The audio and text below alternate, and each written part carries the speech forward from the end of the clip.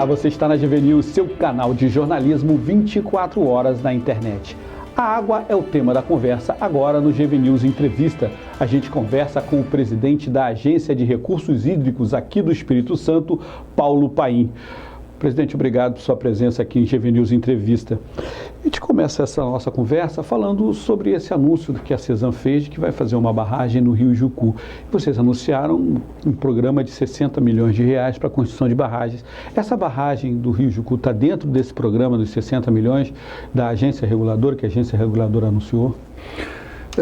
Na verdade, a agência reguladora anunciou junto com a própria Secretaria da Agricultura, né? Com a SEAG. Não está. A resposta objetiva é não. Ambas, tanto as barragens que são da SEAG, que são para usos múltiplos, isso é uma questão muito importante, embora sejam lançadas pela Secretaria da Agricultura, essa específica do Jucu, ela também é para segurança hídrica, mas ela é mais voltada à segurança do abastecimento humano na Grande Vitória. E também com alguma coisa de geração de energia elétrica, muito semelhante, Paulo, ao que ocorre hoje em Rio Bonito, na Bacia de Santa Maria, que é uma bacia lindeira ao Jucu. Então, esse anúncio feito pela Cesan, ele é resultado de uma experiência e de uma necessidade, né? A necessidade é de que é preciso que o Estado dê andamento ao que é hoje uma das prioridades do planejamento estratégico do governador Paulo Ortung, que é a segurança hídrica. E a experiência é exatamente com o que nós desenvolvemos aí na Santa Maria da Vitória, aonde, através de um grande acordo com a Agência Nacional de Águas, EDP, Celsa, nós conseguimos inverter a prioridade do barramento de Rio Bonito e ele gera energia elétrica quando o abastecimento humano está garantido, né? Qualquer questão, qualquer queda na pluviosidade, na chuva, e que imediatamente, né, o grupo que faz a operação deste acordo, ele suspende a geração de energia elétrica e a água é reservada para abastecimento. Essa é uma experiência que não é a única no Brasil, mas é uma das pouquíssimas. É uma experiência muito interessante. Está aí para a gente. Quem quiser copiar, pode copiar. Nós mesmos, provavelmente, vamos então utilizar isso na bacia do Jucu. Com isso fica a segurança hídrica do abastecimento nosso, né? O abastecimento humano, que é a prioridade legal, fica garantida na bacia do Jucu também para a Grande Vitória. Quer dizer, que para gerar energia tem que passar água. Quer dizer, aí para a água fica retida. Existe aquela imagem, né, que é sempre feito de que antes, assim, no passado, falar em barramento, falar em reservação de água, era, assim, do ponto de vista, era quase um crime ambiental. Hoje é uma necessidade, né? E se usa muito essa expressão de que a água que cai nos nossos e que escoa pelos nossos cursos d'água, se nós não segurarmos, se nós não reservarmos, se nós não cuidarmos dela, não só com obras, enfim, mas com economia, com uso racional, com reflorestamento de margem, etc., se nada disso for feito, ela vai embora, vai parar no mar. E aí, quando se precisa, não tem. Então, a obra do Jucu, como a obra de Reis Magos, enfim, como todas essas obras todas que foram anunciadas pelo secretário Tassiano e pela GE, elas fazem parte aí de um contexto de segurança hídrica do Estado do Espírito Santo e uma resposta até que bastante rápida a uma situação pouco trivial aqui, né? Nós temos 2 anos de estiagem, ou seja, de chuvas abaixo da média, quando em 2003 tivemos uma enchente, né, brutal. Então, nós não somos o Ceará, que convive com isso há muitos anos e que a sociedade e os governos já aprenderam a conviver. Nós estamos aprendendo, mas eu acho que estamos aprendendo rápido. Quer dizer, então, essa barragem do Jucu está dentro desse contexto de segurança hídrica, quer dizer, segurança hídrica, reservar água e ter água para os momentos de estiagem para uso da população. Isso. O senhor citou Reis Magos. Quando é que Reis Magos começa a entrar nesse sistema também de segurança hídrica? Eu sei que está lá um projeto para captar. Já houve o processo licitatório, né? E está em andamento, né, a implantação do processo. Eu não saberia te dizer exatamente o período, né? Isso os colegas e os amigos da CESAM poderiam te dar essa resposta com precisão.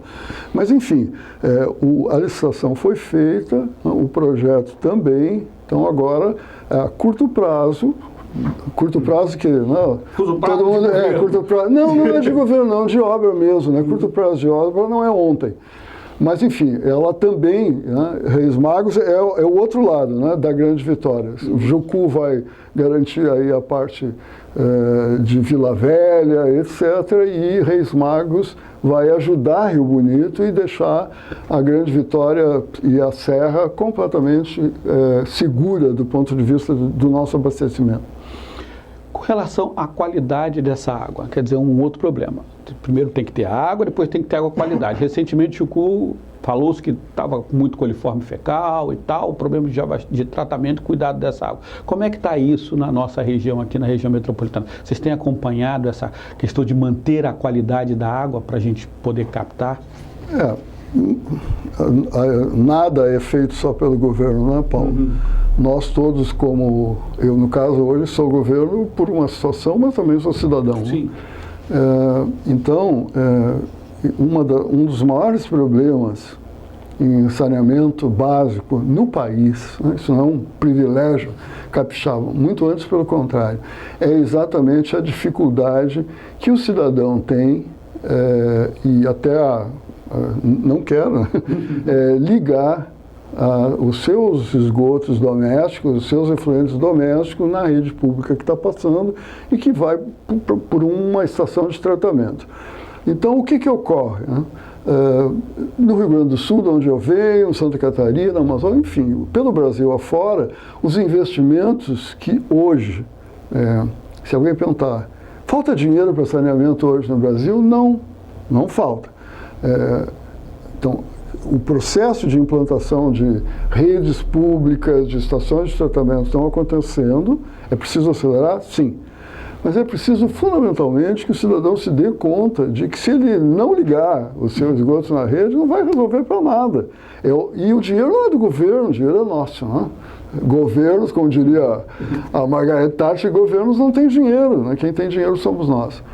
Então, esses investimentos, eles precisam ser potencializados, e na Bacia do Jucu isso é uma realidade, ligando, né?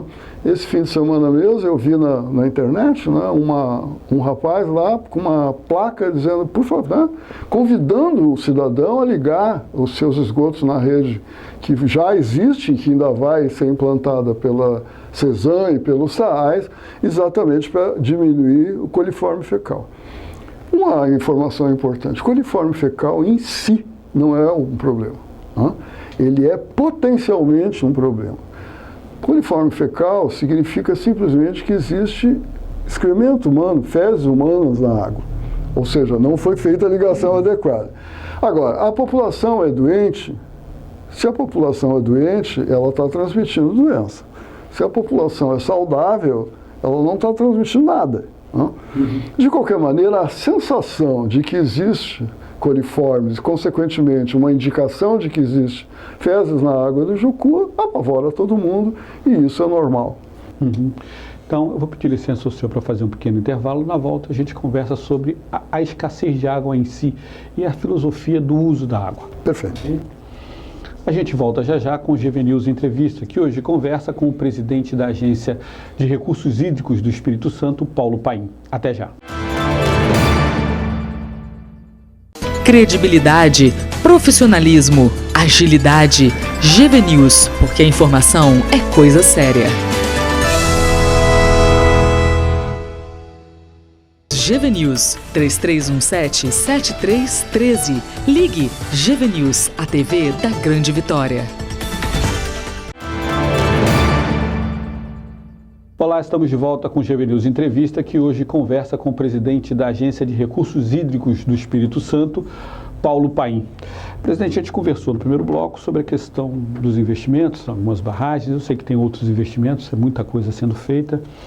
Agora eu queria conversar com o senhor especificamente sobre a questão da escassez da água, né? O jornal A Gazeta fez um caderno, botou lá a guerra da água, que crimes estão acontecendo, as pessoas estão se matando no Espírito Santo por conta da falta d'água. Isso é uma coisa histórica, né? Quer dizer, já teve guerra da água em outros países, em outras épocas, a gente controlou e agora voltamos.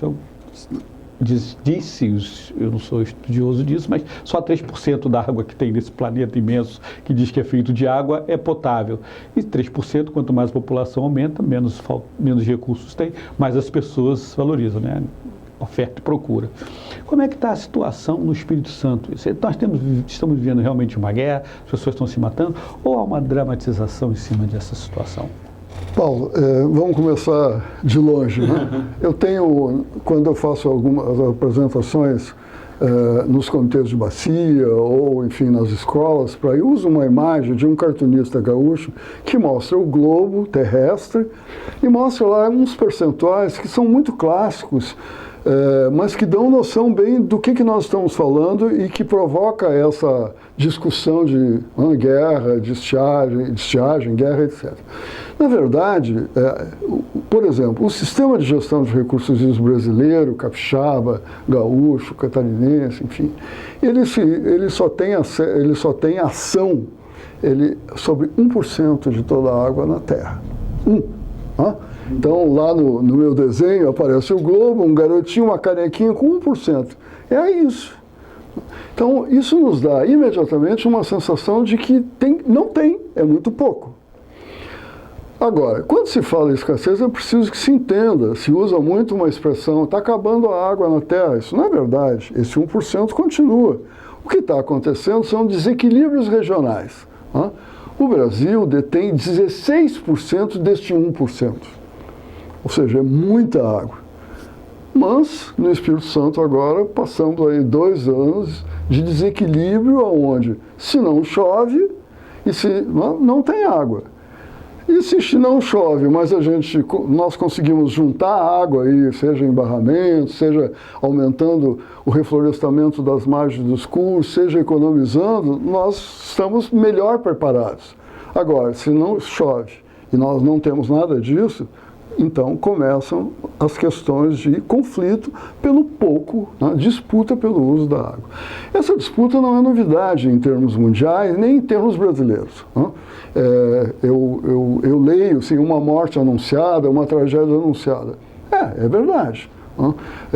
Nós todos brasileiros convivemos muito, com exceção dos amigos e pessoal que mora no Nordeste, que já...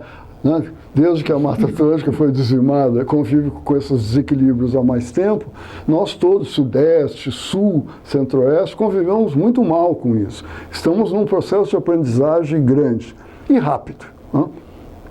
E é preciso que seja rápido. Então, eu li a reportagem que foi feita, existem eu não sei se estão se matando ou não, literalmente. No Rio Grande do Sul, sim, eu conheço essa realidade, onde as pessoas, em determinadas subbacias hidrográficas, se matavam literalmente. Hoje isso já não ocorre.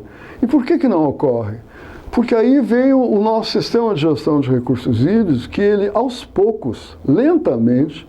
E por que lentamente? Porque aos poucos, porque ele pressupõe a mudança de comportamento, ele pressupõe novos paradigmas comportamentais, novos paradigmas políticos, novos paradigmas de utilização da água, ele vem mudando tudo isso. Ou seja, se eu tenho muita água ou pouca água, tanto faz. É preciso, e aí eu vou usar um ditado sul-africano, é preciso um pouco de água para todos o tempo todo. Agora, se nós não temos um pouco de água para todos o tempo todo, existem as disputas. Essas disputas são mais ou menos acirradas na medida em que, naqueles pontos e naquelas regiões onde, por um lado, a escassez é mais agressiva, mais aguda, e por outro, mas juntos, por outro, as pessoas, a sociedade, os usuários da água, as ONGs e os governos ainda não entenderam que é preciso negociar. A agência, os comitês de bacia capixaba e a AGER e a sociedade capixaba têm hoje o que se chama Acordo de Cooperação Comunitária. aonde existem esses acordos, ninguém está se matando.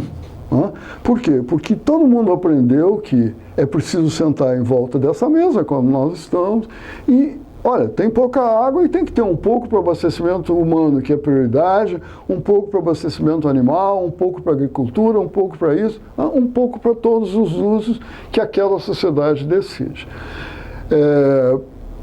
Enfim,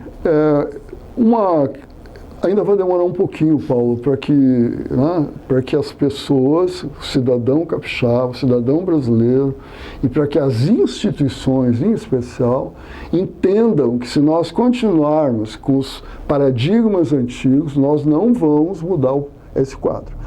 E aí não adianta dizer que estão se matando por água. É preciso dizer... Só vamos deixar de nos matarmos por água, só vamos deixar de brigar pela água se nós mudarmos o comportamento e entendermos que é preciso negociar. Uhum.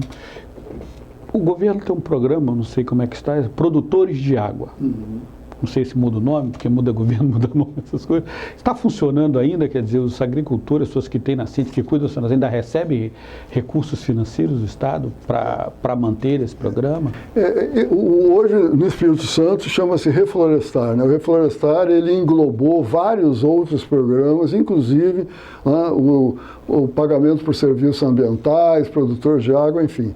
Hoje, tudo isso está englobado dentro de um projeto que é um dos carros-chefe da Secretaria do Meio Ambiente e do governo no caminho da segurança hídrica. Então, sobre o comando do governador Paulo Artung, o Reflorestar tem acelerado muito nesse último ano os contratos e os apoios aos produtores no sentido de preservar nascentes, replantio de floresta, não é floresta homogênea, é replantio de floresta que pode tudo. Um aspecto importante, aquela visão antiga de que tem que...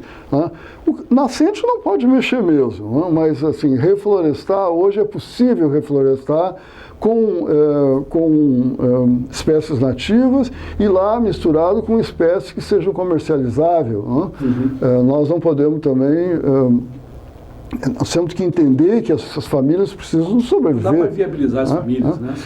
Então, dá para conviver, isso é o famoso desenvolvimento sustentável, é a convivência entre a preservação da saúde do planeta e da água, que é o meu caso em particular, e a sobrevivência econômica e social da sociedade. O governo remunera por um lado, mas pretende cobrar por outro. Como é que está essa situação da cobrança da água? Muito interessante a pergunta. Eu não sei se aqui entre os capixabas, nós gaúchos chamamos de vaquinha. O que é uma vaquinha? Vamos fazer uma vaquinha para fazer um churrasco. Vaquinha para fazer um churrasco é muito parecido com o que se faz em qualquer prédio, qualquer condomínio de apartamento, seja vertical ou horizontal, em qualquer lugar do Brasil. Existe lá um conjunto de condôminos, usuários da água, existe lá um conjunto de condôminos, usuário do espaço de um edifício, e nós temos lá uma imobiliária, que no caso da gestão de recursos é uma agência, que presta apoio técnico àquele conjunto de condôminos, e todo mundo paga uma taxa condominial. A cobrança pelo uso da água não é uma taxa condominial, ela é um preço público condominial. E o que significa isso? Significa o seguinte: nós precisamos recuperar essa bacia aqui. Essa sala é uma bacia hidrográfica e nós precisamos recuperar. Precisamos, além de mudar comportamento, nós precisamos plantar árvore, nós precisamos reservar água, nós precisamos abastecer a sociedade, enfim, nós precisamos usar. Então, o que precisa fazer? Precisamos ter um plano de ação. Esse plano de ação, então, ele não na sua integralidade, mas parte desse plano de ação é rateado entre os usuários, proporcional ao volume utilizado, para que se possa fazer uma vaquinha, que se possa ter um recurso que financie essas questões todas. Então, é normal para nós todos brasileiros, que já pagamos horrores de impostos, etc., e vem a cobrança, é mais um imposto do governo. Duas coisas. Primeiro, cobrança pelo uso da água não é imposto, cobrança pelo uso da água não é taxa, cobrança pelo uso da água é definido pelo conjunto de condôminos de cada bacia hidrográfica e não vai para o governo. Mas como é que a gente vai pagar? Vai vir uma conta igual junto na CESAM lá, mais X? Na França, na Alemanha, na Inglaterra, onde existe isso, nós cidadãos, o usuário direto, o produtor, recebe lá um boleto, a indústria recebe um boleto, e nós, cidadãos, nós provavelmente virá dentro da conta do SAAI ou da CESAM, o senhor está contribuindo com pagamento para a cobrança do uso da água em 0,0000 centavos. A gente nunca pagou isso? Quer dizer, quando eu pago a conta, eu imagino que eu já pago pelo uso da água. O que a gente paga, Paulo, é o produto água. Quando se abre a torneira, se pode tomar direto, aquele produto água que teve um custo de ser captado, um custo de ser tratado, nós pagamos isso. Tirar do rio, juntar um recurso para depois reinvestir para que aquela água tenha qualidade, quantidade adequada para ser tratada e distribuída, isso ninguém paga no Brasil, não. Já existem experiências brasileiras onde se paga. Na Bacia do Doce inteira, já existe pagamento, cobrança pelo uso da água. E muitos são os programas na Bacia do Doce que infelizmente não conseguiram segurar a lama, mas existem vários investimentos, tanto em saneamento básico quanto em reflorestamento de margem, que são recursos provenientes da cobrança pelo uso da água. E ninguém faliu na Bacia do Doce por conta disso, porque não existe, Paulo, em nenhum lugar do mundo, um só exemplo que um cidadão tenha falido na cobrança pelo uso da água. Ao contrário, nos torna mais cidadão na medida em que nós, ao contrário dos impostos e tal que vai lá, e a gente nunca sabe onde é que os governos vão investir, neste caso da cobrança pelo uso da água, o investimento é totalmente transparente, porque ele é definido pelo grupo social no Comitê de Bacia, ele é aplicado nos programas definidos pelo Comitê de Bacia e fiscalizado pelo Comitê de Bacia. Então, o senhor acha que já tem uma data para essa cobrancinha vir? Como o governador Paulo Artung sabe, conhece bem o assunto, ele sempre diz que o governo não quer a cobrança, o governo é vento a favor. Mas a sociedade capixaba, especialmente nos nossos comitês da Bacia do Doce e nos nossos comitês que já têm plano, tipo Jucu, Santa Maria da Vitória e Benevento, a sociedade quer a cobrança. Porque as pessoas entenderam isso, entenderam que não é recurso que vai para uma caixa preta, que é aplicado, sabe-se Deus aonde. É um recurso, é uma vaquinha, é um recurso que eles definem o quanto, onde aplicar e enxergam o resultado disso. Nós estamos prevendo, não gosto muito de comprometer com prazo, mas estamos prevendo que até meados desse ano nós teremos a cobrança implantada na bacia do Guandu, que faz parte do Doce, mas na condição de capixaba ainda não tem cobrança, a sociedade está num processo acelerado, na bacia do Beneventes, na bacia do Pontões de Lagoas, que era o antigo São José, na bacia do Jucu e na bacia do Santa Maria da Vitória. Quanto que dá em dinheiro hoje, se eu tivesse lá? Cada um pagaria mais ou menos quanto? Já tem um cálculo em uma dessa bacia? Do que depende isso? E qualquer coisa que eu dissesse aqui, eu estaria sendo não realista, infiel.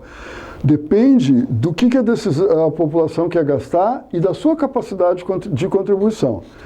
Nós queremos um processo acelerado de reflorestamento e podemos pagar 10 centavos por metro cúbico de água que eu bebo. Ok, então tá ok. Mas isso é só o comitê que define. Mas o valor é a própria comitê que vai decidir. O governo não se mete, não diz nada, só só conduz tecnicamente para que a sociedade chegue a um acordo. Mas é lá, como se fosse, não sei se tu moras em edifício ou não, ou casa, mas quem mora em edifício sabe muito bem como é isso, né? Quem decide quanto que paga pro condomínio são os condôminos, quem decide onde aplica são os condôminos. Então é isso, não tem, nenhum governo se mete no nosso edifício, estamos livres. Um pouquinho da água em si, você acha que a gente não tem mais voltar àquela área romântica de água infinita, a água não acaba nunca, quer dizer, agora, pensando a água, a gente tem que ter um olhar mais crítico, um olhar mais realista para isso, quer dizer, o cidadão, qualquer cidadão, não pode mais olhar como um recurso infinito. Isso é fundamental, né? E também nós precisamos entender que passaremos por um momento de um cidadão brigar com o outro, porque um economiza água na sua casa, mas vê o vizinho varrendo a calçada com mangueira, vai lá e denuncia. Nós vamos conviver com isso, né? E é bom que se conviva com isso, é importante que se passe por isso. Não existe outra forma de aprendizado que não, o aprendizado é individual. Né? Eu posso ser um professor, mas cada aluno aprende ao seu jeito, no seu ritmo. Então, nós passaremos por esse momento de um certo constrangimento entre vizinhos, sejam vizinhos de casa, de um apartamento, de bacias hidrográficas, de estados. Mas é necessário que se passe por esse período de adaptação até que todos nós brasileiros entendamos que acabou a farra da água. Nós, seja por questões climáticas, o El Niño, Laninha, essas duas crianças muito mal educadas, né? Seja por que motivo for, é preciso que nós tenhamos uma mudança radical de paradigma de comportamento diário. Economizar água lá, lavando a folha de alface, o banho e irrigando o café é fundamental. Qual o papel da agência nessa confusão toda? Boa. A agência, a AGER, o IGAN em Minas Gerais, o Departamento de Recursos Hídricos do Rio Grande do Sul, a ANA, Agência Nacional de Água, o nosso papel, na verdade, ele tem uma moeda com duas faces, né? Por um lado, suportar tecnicamente, informar o cidadão com informações técnicas palatáveis, né? Nós não podemos usar jargão técnico para isso. Então, preparar o cidadão com informações para que ele vá mudando esse paradigma de comportamento, por um lado, e por outro, uma espécie de pastor. Cabe aos órgãos gestores ficar observando se as coisas estão andando como manda a doutrina da legislação. E um terceiro, talvez, uma terceira função, os órgãos gestores são responsáveis pela implantação dos instrumentos de gestão previstos na lei. Que instrumentos são esses? Né? Os planos de recursos hídricos, onde se dão esses acordos, a outorga, né, que é o instrumento de justiça social, porque o comitê diz, não, é prioridade, fora o abastecimento humano, que isso é legal, depois é agricultura, depois é indústria, enfim. Cada comitê diz isso e nós damos a outorga. A outorga é uma autorização de uso para o cidadão. É a outorga que garante aquele que eu falei antes, daquele provérbio sul-africano, um pouco de água para todos o tempo todo. Então, a cobrança pelo uso da água e a outorga, que são instrumentos de gestão, e os nossos instrumentos de planejamento.